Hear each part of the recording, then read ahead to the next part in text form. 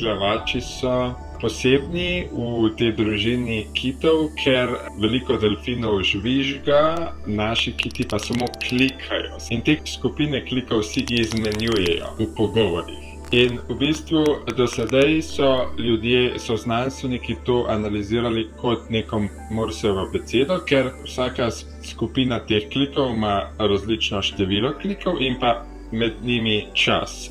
No in to v bistvu z neke daljne perspektive izgleda precej vesoljsko. Do naše študije se je to tako analiziralo. Jaz v laboratoriju ustvarjamo modele umetne inteligence, ki se učijo bolj kot ljudje.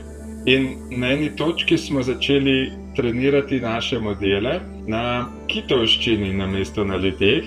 Potem sem jaz dolgo časa preživel s to komunikacijo in na koncu sem ugotovil, da razumemo čas drugače kiti in ljudje.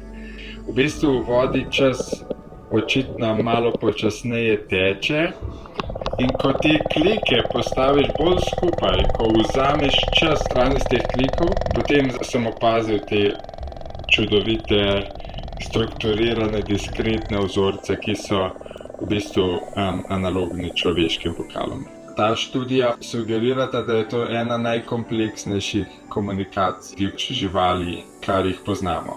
Ta študija prinaša novo dimenzijo v raziskovanju te komunikacije. Seveda, kar se tiče pomena, je pa to korak proti temu, da se razvozla, kaj te komunikacije pomenijo, kaj se pogovarjajo, kaj se dogaja v njihovih glavah, kako živijo, kakšne socialne razmerje imajo in tako naprej.